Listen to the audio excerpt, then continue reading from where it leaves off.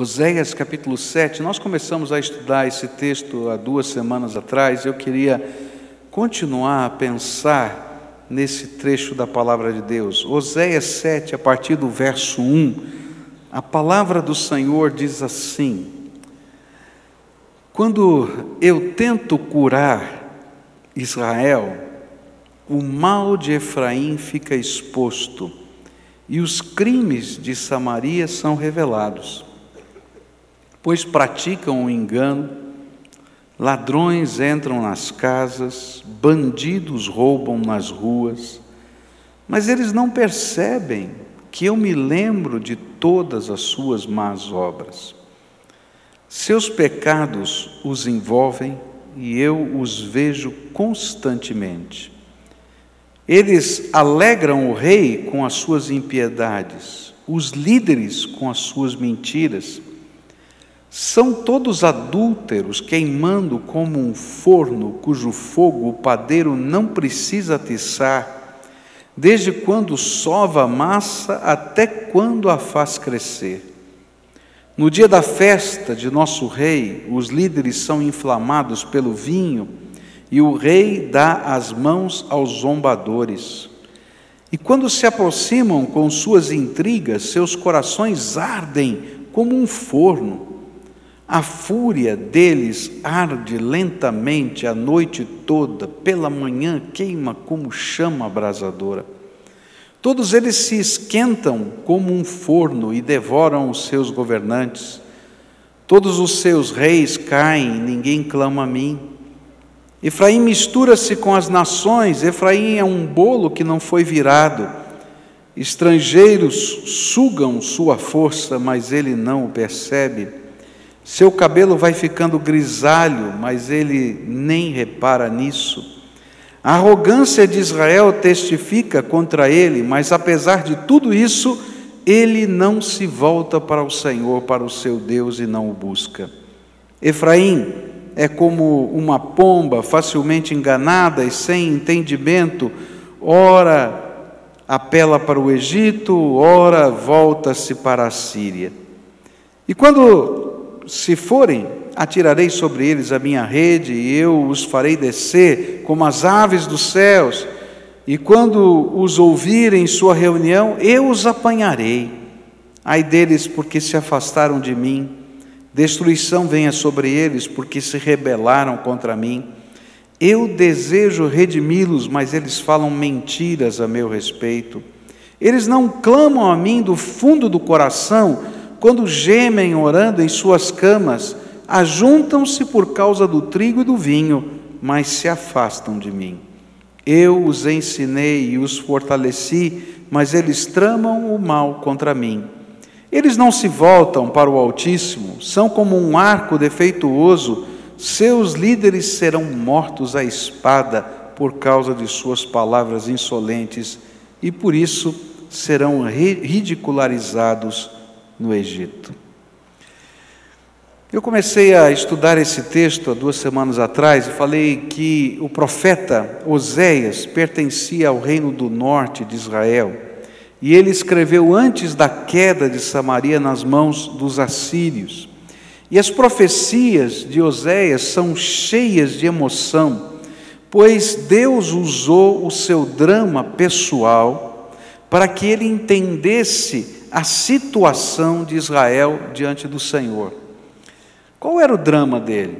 A sua esposa lhe havia sido infiel, e mesmo assim, esse homem cheio de misericórdia e amor, trouxe a mulher de volta para casa, reconstituiu o casamento, mas o seu amor foi rejeitado por ela outra vez, e ela escolheu um estilo de vida de infidelidade para com o profeta. E é nesse contexto que Deus convoca Oséias, é bem no meio desse drama pessoal, que Deus convoca Oséias para ser o pregador. Mas o pregador a uma nação infiel, que ao invés de ser esposa de Deus, serva de Deus, ela tinha optado, essa nação, em se prostituir com outros ídolos e viver modelos de vida que eram políticos, econômicos, sociais, daquela época, e não os valores de Deus para a sua vida. E por causa disso, Deus estava olhando o que ia dar no futuro.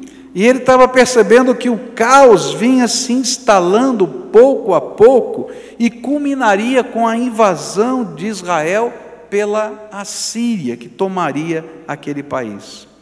E nesse capítulo nós encontramos Deus fazendo um lamento, Deus chorando. Deus que olha para o seu povo, que olha para os seus filhos e está vendo o que vai acontecer lá na frente e chora porque eles não estão percebendo. Essa expressão, eles não percebem, ou similar a essa expressão, é a que mais se repete nesse texto. Eles não estão percebendo, eles não estão percebendo, olha, eles não estão percebendo. É como se Deus estivesse vendo alguém que vai sofrer um acidente, que está caminhando na direção daquele acidente, e ele não está percebendo o que vai acontecer. E você pode imaginar a agonia, que você está olhando, e você está gritando, para, olha, perigo aí e tal. É como se Deus estivesse vendo tudo isso, e falando tudo isso, e eles não estivessem percebendo. Então, o que eles não percebiam?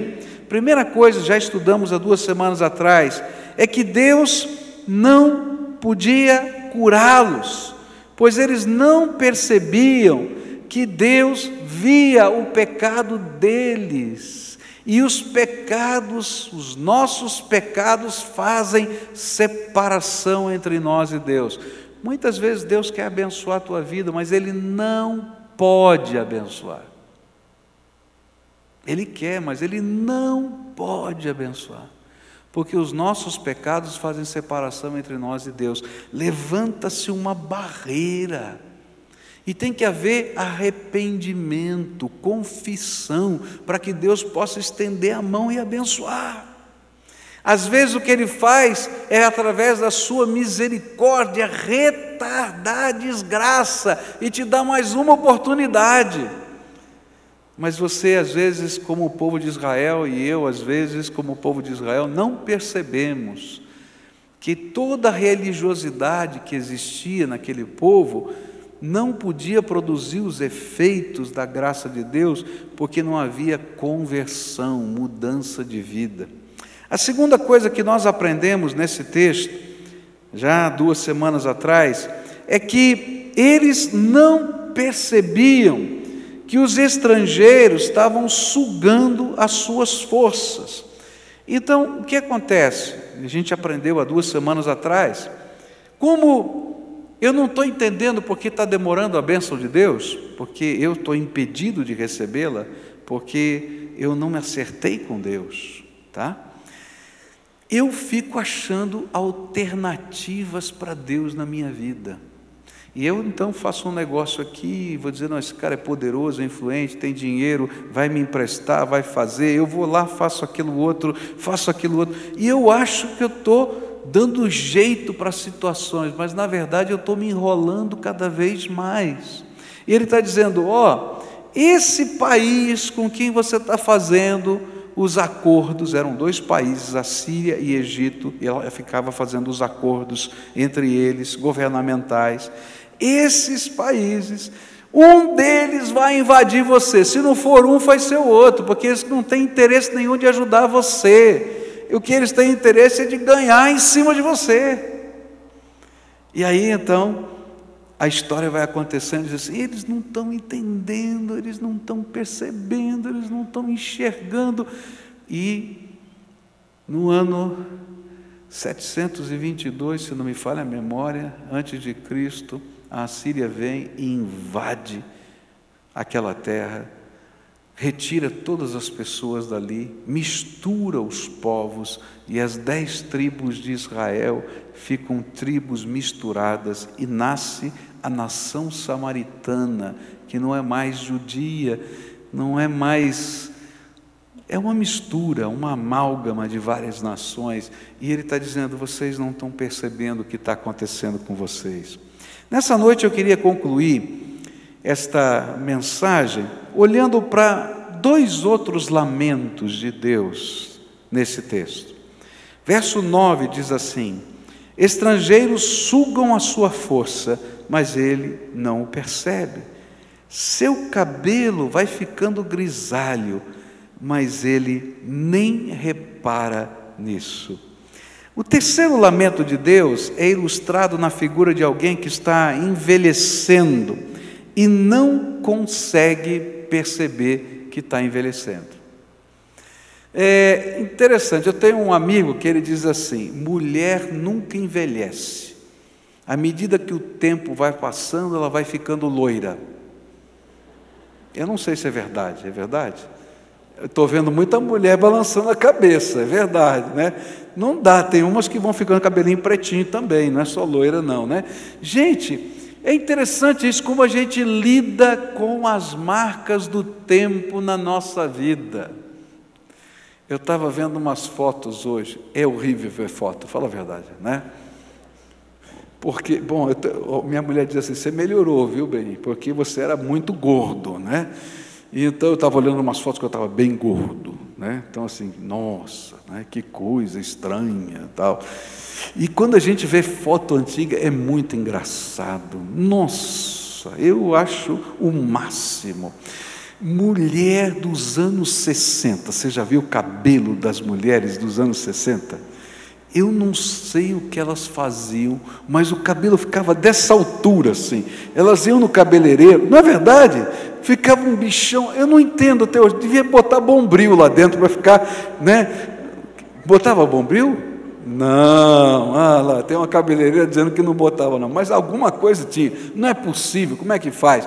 E a gente fica olhando aquelas coisas todas, mas o interessante é que a gente não quer se perceber que o tempo está passando na nossa vida. A velhice é um negócio estranho, eu que o diga, que ela vai chegando, e à medida em que o tempo vai passando sobre nós e vai deixando marcas, cada uma das marcas estão declarando que a cada dia, quer você queira aceitar isso ou não, o meu tempo e o seu tempo está terminando. Pastor, é ruim, hein? É mesmo. É como se a gente tivesse num carro e o marcador de gasolina estivesse baixando o ponteiro, descendo. E, queridos, hoje falta um pouco menos de tempo do que ontem para o seu encontro com Deus, para o dia que a gente vai se encontrar com o Senhor. E não tem como a gente fugir dessa realidade. E não importa a idade que você tenha, o meu e o seu tempo estão passando. A vida está passando. Meu pai tinha um carro muito estranho. Quantos lembram da Romizeta? Levanta a mão aqui. Oh, tem alguns velhinhos aqui, hein? Olha, tem a foto da Romizeta aqui? Bota, olha aí. Quem nunca tinha visto a Romizeta? Levanta a mão.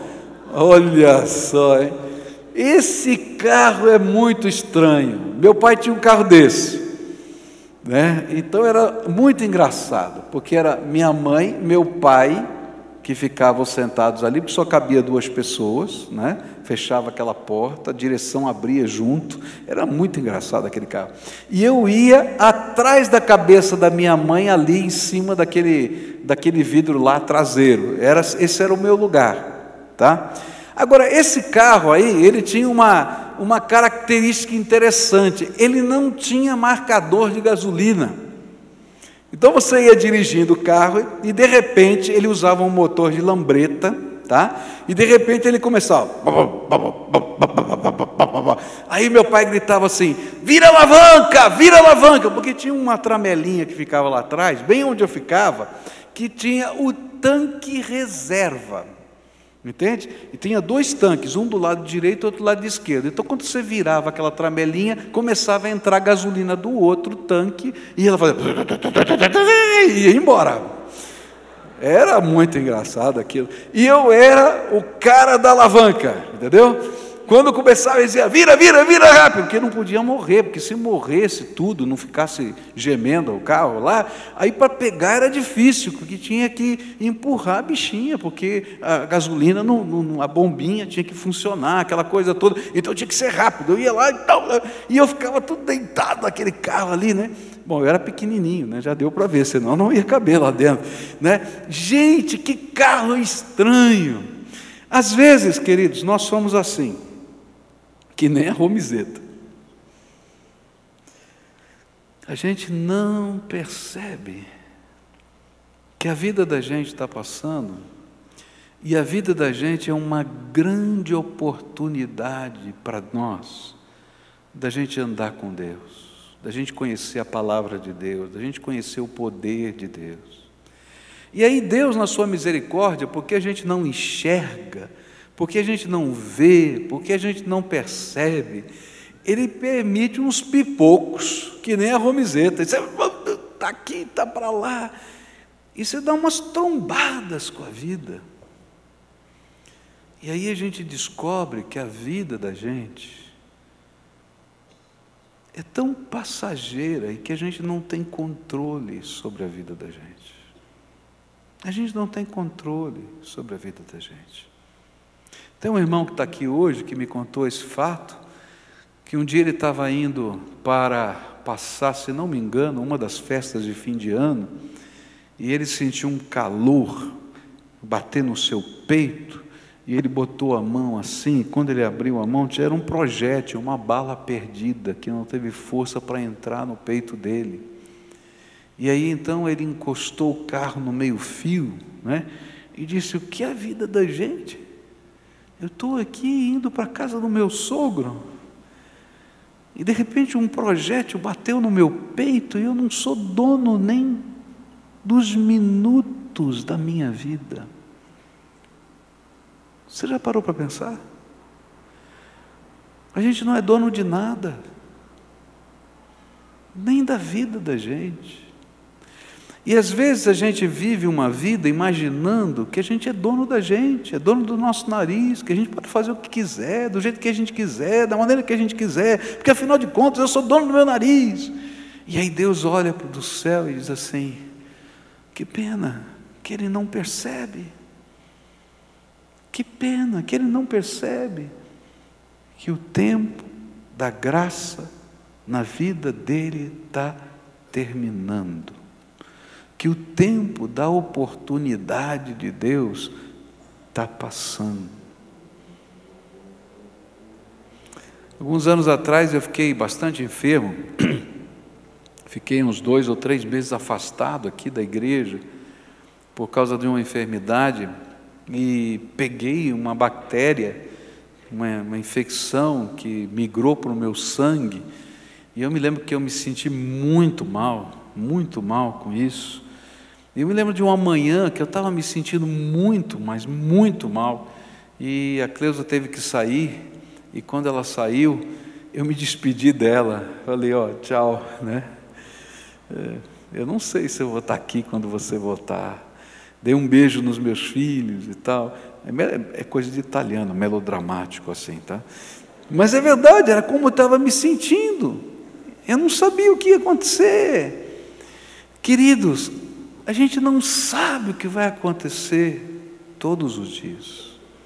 E Deus às vezes olha para a nossa vida, para a nossa arrogância, de imaginar que a gente é dono do mundo, que a gente pode fazer todas as coisas, e que não se apercebe que o tempo da misericórdia está acabando. E era justamente isso que o profeta Oséias estava falando. Deus está avisando que o tempo da misericórdia está acabando e que vai chegar o momento em que Ele vai julgar a iniquidade do seu povo. E o que ia acontecer era que a Assíria ia invadir aquele lugar e que eles iam perder a possibilidade de ser povo de Deus. E mesmo que aquele povo estivesse percebendo os sinais no contexto da vida de toda a nação, da mesma maneira como eu posso ver no meu espelho lá em casa os meus cabelos brancos na minha cabeça, eles não se apercebiam que os mesmos eram anúncios de Deus para cada um deles.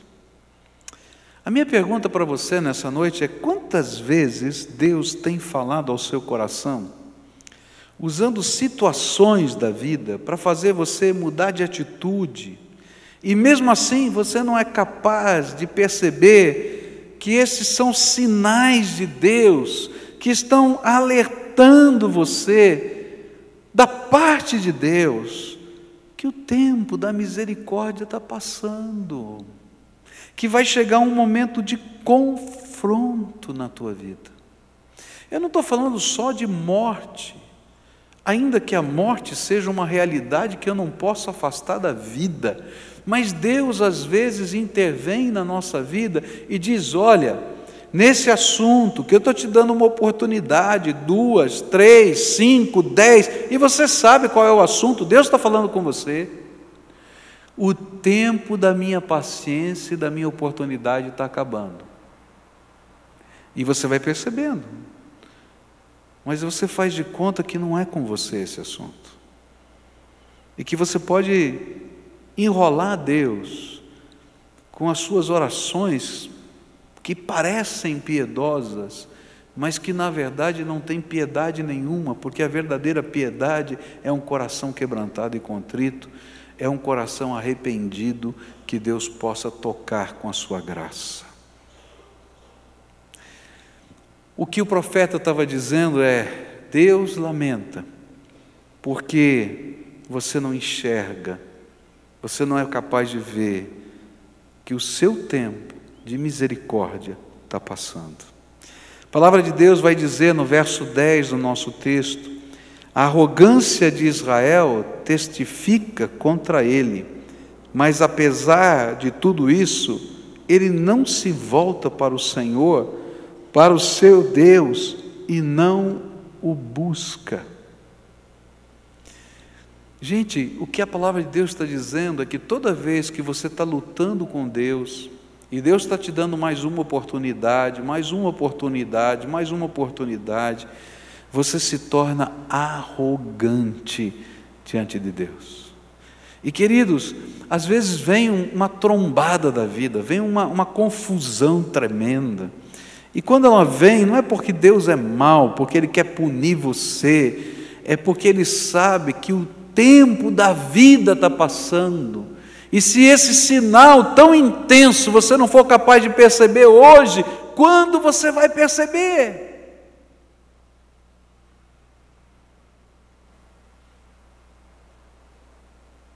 Quando? E aí Deus então tem que quebrantar o nosso coração. O que é quebrantar o coração? É quando Ele pega a nossa arrogância e com uma marreta quebra. Não é fácil.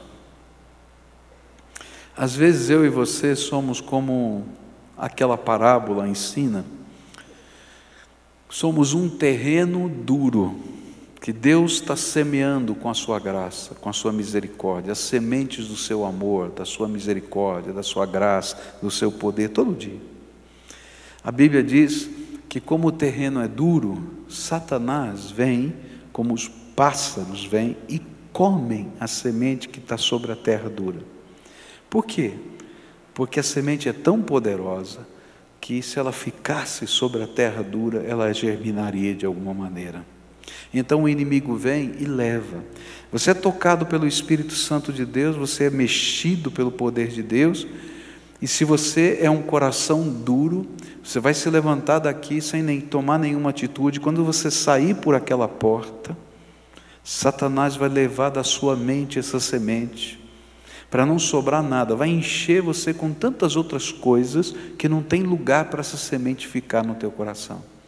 Porque se essa semente ficar no teu coração, ela vai germinar. Só que Deus vai lançando a semente uma vez, 2, 3, 5, 10, 20, 500. Só você sabe quantas vezes Deus fez isso com você.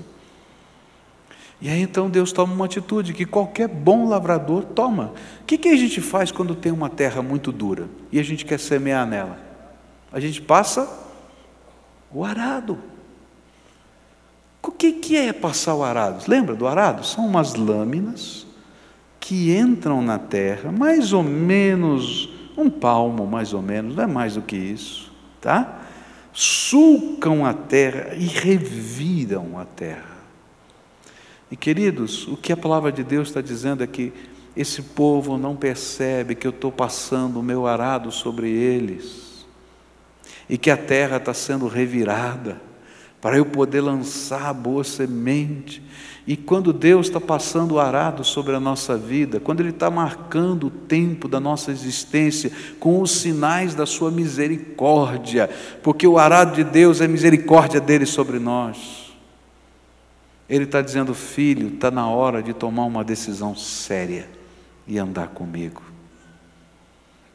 Eu não sei se a tua romizeta está pipocando, mas o que a palavra de Deus está dizendo: toma cuidado, porque você já entrou na reserva. Toma cuidado, o tempo está caminhando. Enxergue que você está se enfraquecendo e que o tempo da paciência de Deus está passando. Pare de confiar em si mesmo, pois uma das características da velhice é que as coisas mais simples, em que nós somos completamente independentes toda a vida, passam a ser limitadas. Essa é uma das coisas terríveis da velhice. Alguns de nós corríamos sem nenhum problema. A gente vai envelhecendo, a gente anda devagar. E quanto mais velho fica, a gente não levanta o pé, a gente arrasta o pé assim. Já percebeu? Não é verdade? E tem que segurar no corrimão. Antigamente não precisava. Deus está dizendo: olha, presta atenção, presta atenção, presta atenção. Você depende só de mim. Última coisa que eu queria deixar com você. Verso 11 diz assim: Efraim é como uma pomba, facilmente enganada e sem entendimento. Ora apela para o Egito, ora volta-se para a Síria. O quarto lamento de Deus era porque o seu povo era como um pássaro ou uma pomba que não se percebe caindo na armadilha de caça. É tolo a ponto de cair nas artimanhas do inimigo. Toda conjuntura os atraía, mas de fato o que viria era a invasão, o domínio, a destruição das 10 tribos do norte de Israel. A Assíria seria a conquistadora que não somente dominaria a região, mas que misturaria os povos para formar o povo samaritano que ocuparia o lugar deles na história. E o lamento de Deus é que o seu povo cai nas armadilhas do inimigo, não sem aviso. Porque o Espírito de Deus tem falado com você de muitas maneiras. Não sem ensino, porque a palavra de Deus está nas tuas mãos e ela declara a você o que Deus quer que você viva. Não sem proteção, porque os anjos do Senhor já te livraram não sei quantas vezes. Para ver quantas vezes Deus te deu livramento. Não sem profecia. Algumas vezes eu acho incrível como Deus trabalha. Eu não sei se você já viveu isso. Você está lendo a Bíblia, por exemplo, e você está vivendo uma área que não é legal. Parece que você só lê texto da Bíblia que fala daquela área, e parece que o texto brilha para você e diz assim: ô cara, presta atenção, eu estou falando com você. Não é verdade? Ou então você está no meio assim, ninguém sabe o que está acontecendo, alguém vem te contar um caso, e o caso tem a ver justinho com você, o que você está vivendo. Parece, o que está acontecendo? Que negócio é esse? É porque Deus está mandando a sua palavra para você. Não é para o vizinho não, é para você. E a palavra dele vem das maneiras mais incríveis possíveis. Eu me lembro de um senhor que disse que estava virando o dial do rádio, né? E estava fazendo uma viagem, descendo para Joinville, e estava virando o dial do rádio, e na hora que ele passou na rádio que a gente estava pregando, que eu estava pregando, eu falei uma palavra que tinha a ver, aquela palavra despertou, porque tinha a ver com a vida dele, e ele começou a ouvir, daí o rádio começou a falhar, porque ele estava na estrada, ele encostou na beira da estrada, porque ele sabia que era a palavra de Deus para ele. Puxa vida, eu estou no rádio, não sei o que está lá. Mas Deus sabia que aquela pessoa precisava ouvir aquela palavra naquela hora e fez ele mexer o dial do rádio naquele instante, naquele segundo. Porque não é sem profecia que a gente cai nas armadilhas do inimigo. Isso tem acontecido na tua vida. A palavra de Deus vai dizer para a gente que não é sem disciplina que a gente cai nas armadilhas, porque às vezes antes do dia ruim, Deus vem e permite uma pequena trombada, e você diz: olha só o que aconteceu, puxa vida, agora eu vou acertar a minha vida. É cara de pau, passa 2 dias, você esquece, não é verdade? Só que a gente não se percebe que as armadilhas estão sendo montadas pelo inimigo, e que às vezes nós fomos libertos de maneira milagrosa, por causa da bondade de Deus, dessas situações que poderiam ser terríveis. Mas um dia, a gente cai, porque a gente escolheu cair. E aí Deus começa a se lamentar lá do céu e diz assim: eles não estão percebendo. Eu tenho colocado a minha misericórdia 1 vez, 2, 3, 5, 10. O tempo acabou. O tempo acabou.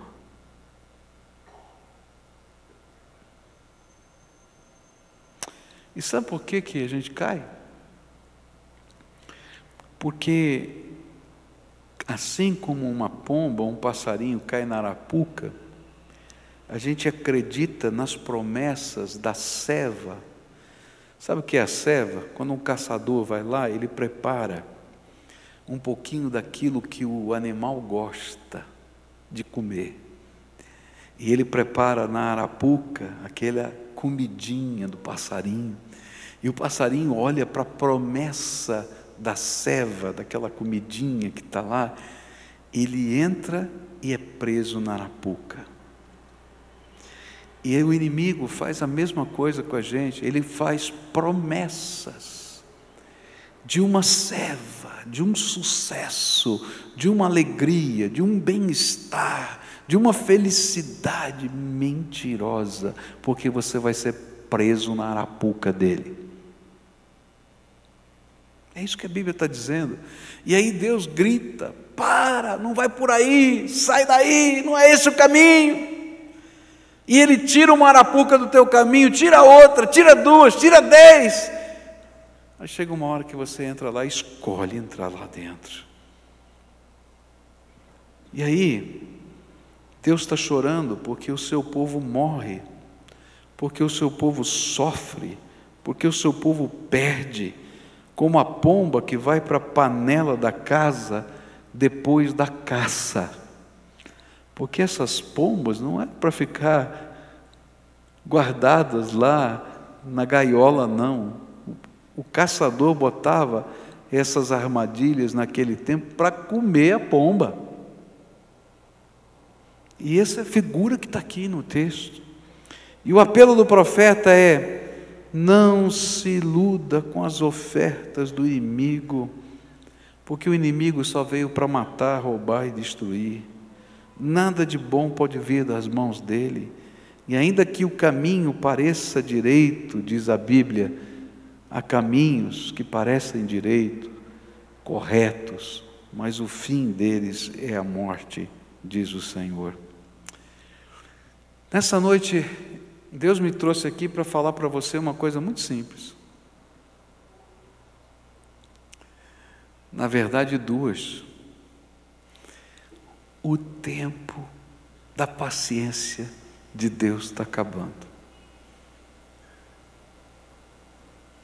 Consegue entender? E as marcas disso estão em você. Olha para o espelho. Olha para o álbum de fotografias. Olha para aqui, se você tem cabelo branco, está chegando. Se não tem, já caiu. Tem uma piadinha que me contaram uma vez que dizia assim: quando o cabelo desce e encontra massa cinzenta, ele embranquece. Quando ele não encontra nada, cai. Tenha misericórdia, Senhor. É brincadeira. Mas o que a palavra de Deus está falando aqui é sério. O tempo está passando. O tempo está passando. Dá oportunidade de Deus na nossa vida. Toma cuidado com as promessas que o inimigo faz, porque eles são ceva na arapuca. Não é bênção. E o que a gente tem que fazer então? O que Deus esperava daquela nação? Sabe o que traria alegria ao coração de Deus? Se houvesse arrependimento no coração daquele povo. Dizer: Deus, chega de brigar com o Senhor. Chega de tentar viver do meu jeito. Eu quero aprender a viver do teu jeito. Me ensina a viver do teu jeito. Não é uma religiosidade que Deus espera de você, mas é uma vida entregue nas mãos do Senhor. Onde a gente vai dizer: Senhor, me ensina a tomar decisões na minha profissão segundo a tua vontade. Me ensina a ser marido segundo o teu coração. Me ensina a ser esposa segundo o teu coração, pai, filho. Me ensina a viver segundo o teu coração. Me ensina a colocar o Senhor e a tua palavra em primeiro lugar na minha vida. E queridos, esse não é um ato, é um processo. A gente vai dar o primeiro passo, que é arrependimento. Onde a gente reconhece diante de Deus que Deus, através da sua palavra profética, está falando no nosso coração e Ele está falando a verdade. E que a pessoa que é alvo dessa palavra profética sou eu. E então eu me rendo ao Senhor e digo: tá bom, Senhor, não vai ser mais do meu jeito, vai ser do teu jeito. Me ensina. E aí a gente abre espaço na vida para a palavra de Deus mudar os nossos valores, os nossos gestos, as nossas palavras, os nossos acordos, os nossos negócios. O que Deus queria que aquele povo cancelasse o acordo com a Síria, porque ele sabia o final da história, e que eles tivessem coragem de crer na bênção do Senhor, apesar de não ter um acordo com a Síria. O que Deus queria é que aquela religiosidade das festas, porque essa era a religiosidade daquele tempo, das festas religiosas, fosse trocada pela religiosidade ou por uma fé que todo dia Deus pudesse festejar dentro do coração da gente a sua verdade. É uma diferença muito grande, porque se eu tenho a religiosidade das festas, eu imagino: já cumpri minha obrigação, já vim na igreja hoje. Agora, se Jesus vive na minha alma, eu estou aqui para celebrar Jesus, para ser bênção nessa terra, para fazer diferença. Então, nessa noite, se o Espírito de Deus está falando com você, se você tem cabelo branco ou não tem cabelo, se você é um jovem, se você é uma criança, se o Espírito de Deus está falando com você, eu vou te convidar para sair do teu lugar, vir aqui à frente para a gente orar junto. Uma oração de arrependimento, de confissão e de entrega. Senhor, para de chorar. Para de chorar por mim, porque eu quero ser a alegria do Senhor. porque a minha vida vai estar nas tuas mãos. Porque eu quero que o Senhor veja o meu futuro numa outra perspectiva, na perspectiva não só da misericórdia que impede o castigo, mas da graça que, além de impedir o castigo, renova, transforma e abençoa. Se o Espírito de Deus está falando com você, vem para cá, eu quero orar com você. Se você está ouvindo a voz do Espírito no teu coração hoje, e você quer dar esse passo de fé, então vai saindo do teu lugar, eu quero orar com você. Se tem uma família que o Espírito de Deus está falando, olha, está na hora de começar de novo, vem você, vem com a sua esposa, vem com seus filhos, vem com a sua casa, porque esse é tempo de Deus. Se você tem ouvido, tem visto sinais de Deus na tua vida, então para de lutar. Esse é tempo do Senhor com você. Esse é tempo do Senhor com você. Vem para cá. Vem. Tempo de entrega, tempo de confissão, tempo de busca, tempo de misericórdia, tempo de graça, tempo de arrependimento, tempo de vida. Graças a Deus. Graças a Deus. Louvado seja o Senhor. Quem mais? Se você está na galeria, desce por essas escadas aqui, que a distância não te impeça de se aproximar do Senhor aqui hoje, dele fazer a obra que Ele tem que fazer na tua vida. Se há coisas que você não consegue lidar com elas, Deus sabe. O que Ele quer é que você queira que Ele lide por você com elas, e que o poder do Espírito de Deus se manifeste na tua vida, com libertação e com transformação. Se você não quer mudar, não vem, porque Deus vai trabalhar mudança na tua vida. Esse é o jeito de Deus trabalhar, Ele trabalha mudança na nossa vida. Quem mais o Espírito Santo de Deus está falando? Vem, pode vir, em nome de Jesus, vem, é tempo de Deus na tua vida, é tempo de Deus, é tempo de Deus. Ele quer te abençoar, querido. Ele quer sorrir com você. Vou pedir para os pastores que estão aqui, virem aqui, os líderes todos que estão aqui, para chegarem aqui perto, para abraçarem essas pessoas. A gente vai orar juntos aqui. E às vezes há coisas tão profundas que a gente precisa de uma intercessão pessoal, não é? Então, você é líder de célula, diácono da igreja, homem de oração, mulher de oração, vem aqui para frente agora, vem aqui só para abraçar alguém. Agora você só abraça, tá? Depois eu vou orientar como você vai fazer, porque esse é tempo de Deus na vida de cada uma das pessoas. E você vem aqui para frente, porque depois a gente vai orientar como é que vocês vão orar juntos e vão caminhar juntos. Podem vir, em nome de Jesus. Quero orar com você, tá? Primeira oração, só você pode fazer. É oração de confissão e de entrega. O que é que te trouxe aqui para frente? O que é que o Espírito Santo de Deus falou?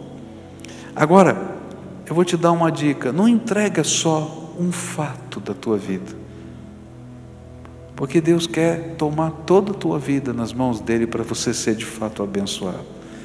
Então fala desse fato para Deus, mas depois faz uma rendição incondicional. Diz: Jesus, está aqui a minha vida toda, e eu estou colocando nas tuas mãos. Pede perdão pelos pecados que estão machucando o teu coração e entristecendo a Deus. Mas deixa Deus escrever uma nova história. Diz para Deus: eu quero que o Senhor assuma o controle da minha vida, do jeito que o Senhor quiser, da maneira que o Senhor quiser. Família, negócios, o que for, relacionamentos, estilos de vida, palavras, gestos, o que for. Agora eu quero orar por você. Senhor Jesus, cada um dos filhinhos do Senhor que estão aqui, eu sei que são amados do Senhor. E quando o Senhor olha desde o céu para eles, olha com amor e misericórdia. E é o teu amor, a tua misericórdia e a tua graça que nos constrange. E foi o teu Espírito que trouxe esses teus filhinhos até aqui agora. E por causa da tua palavra, eles se ajoelharam na tua presença, se colocaram rendidos no teu altar, reconhecendo que são pecadores, falhos, que as misericórdias do Senhor têm se renovado na vida deles, mas que o tempo está passando, e eles não querem, Senhor, que o tempo passe sem que a tua graça se derrame sobre eles. E nessa hora, Pai, eu quero te pedir que o sangue de Jesus, o Filho do Deus vivo, purifique de todo o pecado, e que nessa hora haja um testemunho do Espírito Santo no coração de cada um deles. Filho, filha, te lavei, te purifiquei e te santifiquei, e agora te selo com o selo do meu Espírito, e estou escrevendo na tua testa propriedade exclusiva de Jesus Cristo, Senhor. Que nessa hora, todo o poder das trevas que anda circundando essas vidas, seja repreendido em nome de Jesus. E que toda arapuca de Satanás seja desmontada em nome de Jesus. E que haja, Senhor, uma iluminação na mente, de tal maneira que esses teus filhos possam enxergar a astúcia do maligno. E aquilo que parecia, Senhor, ser uma grande vantagem, que eles possam enxergar como de fato é, como o Senhor vê pela iluminação do teu Espírito. E nessa hora eu quero te pedir, Senhor, que haja restauração. Alguns estão quebrados, estão machucados, estão doídos. E eu quero te pedir, Senhor, toma nas tuas mãos como uma ovelhinha machucada, põe no teu ombro, carrega no teu colo, e que os atos do teu amor sobre essas vidas se transformem em restauração espiritual, física, emocional, transformação do Senhor. Há maridos e esposas, há uma senhora grávida que o marido está colocando a mão sobre a barriga. Eu quero te pedir, Senhor, que essa casa seja bendita do Senhor, que essa criança seja cheia do teu Espírito desde o ventre da mamãe. Quero te pedir que a bênção do Senhor se espalhe, Senhor, aqui, e que esses teus filhos sejam santificados e abençoados pelo teu Espírito. É aquilo que eu oro em nome de Jesus. Amém e amém. Fica de pé, filho. Tem algumas pessoas que vieram à frente para orar com você, tá? Então, a minha dica é a seguinte: esses irmãos que vieram para orar, venham aqui, fiquem aqui perfilados aqui na frente, tá? Esses irmãos que vieram para interceder, tá? Vem aqui, tá? Se você quer receber uma oração especial, porque às vezes a gente está passando uma batalha, queridos, muito difícil, e a gente gostaria que alguém orasse especificamente pela nossa vida. Esses irmãos são de carne e osso, pecadores, com defeitos, eles são apenas irmãos em Cristo. Um dia você vai vir aqui orar por alguém. Hoje você está precisando de oração. É assim que funciona a dinâmica de Deus. Um dia a gente ora, outro dia a gente está precisando da oração. Então você se aproxima e diz: olha, ora por mim, tá bom? Se a pessoa já está do teu lado, você vai dizer: ora por mim, por isso, por aquilo, tá? E a pessoa vai interceder por você especificamente. Há alguém aqui hoje, nessa multidão que está aqui, que pela primeira vez está entregando a sua vida para Jesus, nunca tinha feito isso antes? Levanta a sua mão, quero ver aqui. Tem alguém aqui? Tem vários ali. Eu nunca tinha feito aqui numa igreja, feito isso, né? É a primeira vez. Há alguém que já frequenta a igreja, mas estava lutando com Deus para entregar a sua vida a Jesus, e hoje disse: não, agora é para valer, estou entregando para Jesus. Tem? Levanta a mão aqui, ó. Tem outras pessoas.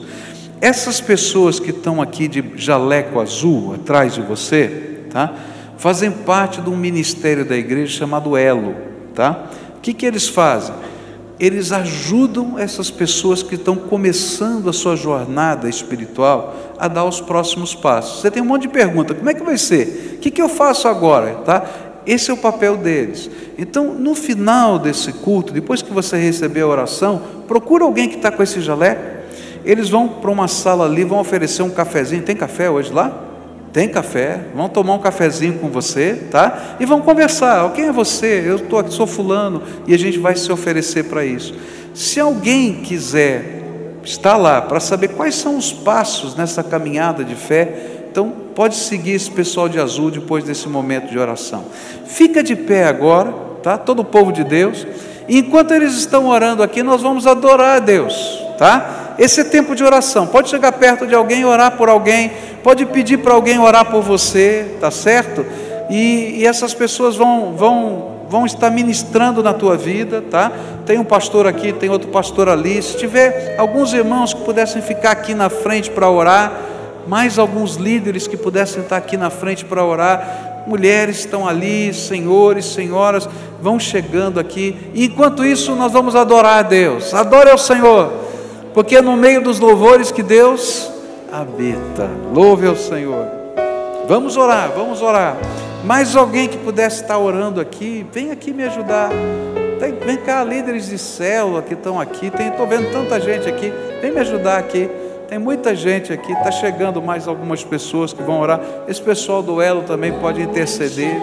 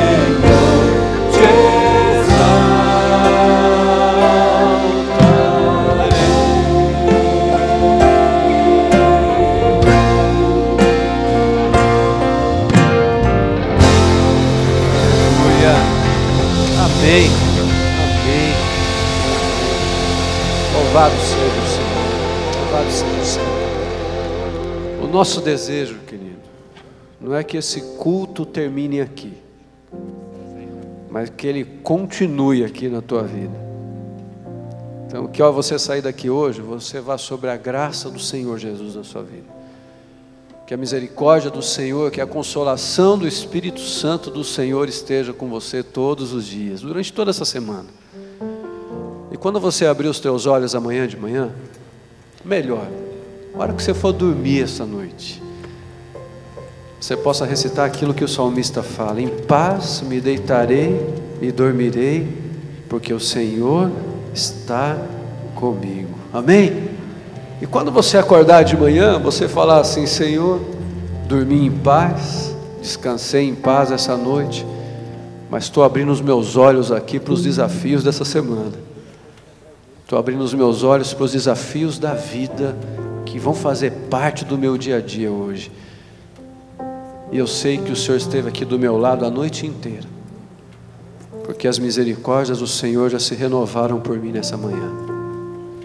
Então, quando você abrir os teus olhos amanhã de manhã, que você tenha essa certeza que o Senhor está ali te esperando, com um banquete prontinho para você, para falar assim: filho, basta para cada dia o seu mal, basta já os problemas que você vai enfrentar hoje, segura minha mão aqui e vamos juntos.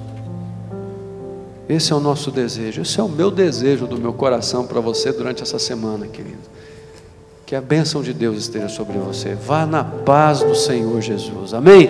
E não sai daqui sem dar um abraço em alguém, não sai daqui sem desejar essa graça preciosa do Senhor para a vida de alguém. Que Deus abençoe a sua vida, que Deus abençoe o seu dia.